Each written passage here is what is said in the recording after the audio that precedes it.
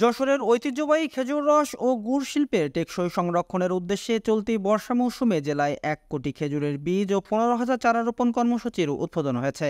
অভয়নগরের মালোপাড়ায় ৪.৫ acre সরকারি খাস জমিতে ১,০০০ খেজুর চারা রোপণের মধ্য দিয়ে এই কর্মসূচির উদ্বোধন করা হয়। এই উপজেলায় ৩০ দিনে ৩০ লাখ খেজুরের বীজ ও ৩,০০০ চারা রোপণ করা হবে। উদ্যোগটি সফল হলে যশোরের হারিয়ে যেতে বসা খেজুর গুড় ও রসের ঐতিহ্য আবার ফিরে আসবে বলে মনে করছেন স্থানীয়রা। যশোর জেলাব্যাপী ১ কোটি খেজুর গাছ এর বীজ বপন কর্মসূচি গ্রহণ করা হয়েছে, যার উদ্বোধন হিসেবে অভয়নগরে ৩০ দিনে ৩০ লাখ খেজুর গাছ বপন এবং রোপণ করা হবে। কিছু খেজুরের বীজ বপন এবং খেজুর গাছ রোপণ করা হবে।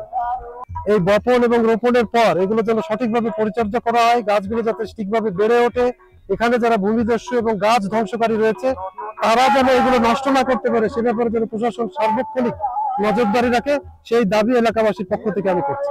গাছ লাগানোর যে উদ্যোগটা, এই উদ্যোগটা খুবই সাফল্যমণ্ডিত হবে, কারণ আমাদের এই যে পুরনো যেগুলো আমাদের চাষিগুলো আছে তারা অনেকেই বৃদ্ধ হয়ে গেছে, গাছে উঠতে পারে না, তারপরে রস আহরণ করতে পারে না। কিন্তু আমরা যদি এই পরিকল্পনাটা সঠিকভাবে রাখি তাইলে আমাদের দেখা গেল নতুন প্রজন্মগুলো এর দিকে এগোবে।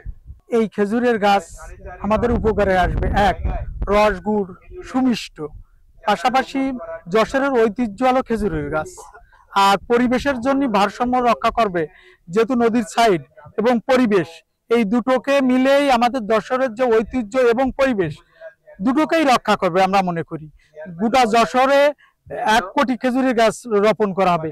এই ১ কোটি খেজুরের গাছ যদি বেড়ে ওঠে তাহলে গোটা যশোর সারা বাংলাদেশের কাছে ঐতিহ্য এবং পরিবেশের দিক দিয়েও গোটা যশোর সারা বাংলাদেশের ভিতরে একটা বৃহত্তর ভূমিকা রাখবে। তো প্রত্যেকে যদি নিজ নিজ দায়িত্ব পালনে সচেতন থাকে, আমি বিশ্বাস করি যে জনগণও এখন সচেতন।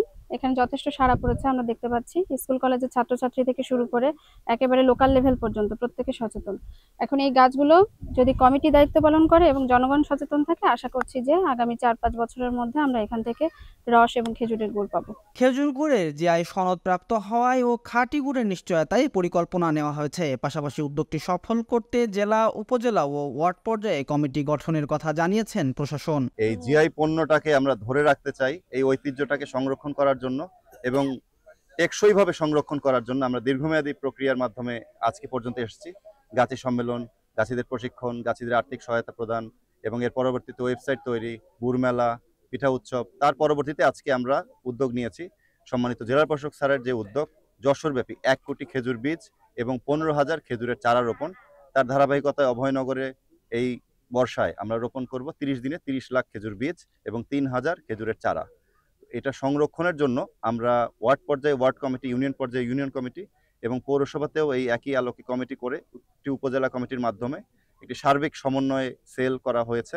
অভয়নগর উপজেলার পাশাপাশি জেলার বাকি ৭ উপজেলায় ১০ লাখ করে মোট ৯০ লাখ খেজুরের বীজ ও ১৫,০০০ চারা রোপণ করা হবে। আমরা যেন মানুষকে খেজুরের গুড়টি যশোরের মতো করে, যশোরের খেজুরের গুড় যেন মানসম্মত উপায়ে মানুষের কাছে পৌঁছাতে পারি, তার জন্য আমাদের খেজুরের গাছ লাগবে। আমাদের যে খেজুরের গাছগুলো আছে এগুলো এখন সংখ্যায় কম এবং ইটভাটা সহ বিভিন্ন কারণে এই খেজুরের গাছগুলো আসলে কমে যাচ্ছিল। গত ২ বছর ধরে এটির কার্যক্রম শুরু হয়েছে এটাকে আবার বাঁচিয়ে রাখার জন্য, কারণ একটা সময় খেজুরের গুড়, এখানে খেজুরের চিনি উৎপন্ন হতো এই যশোরে, সেই ঐতিহ্য আমরা হারিয়ে ফেলেছি।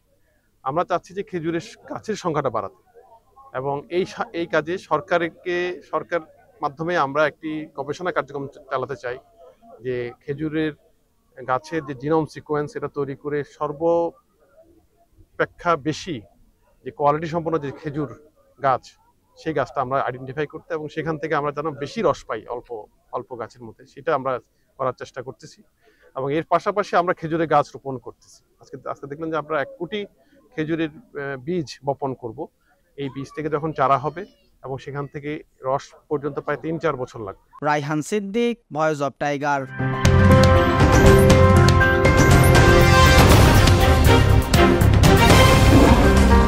Voice of Tiger.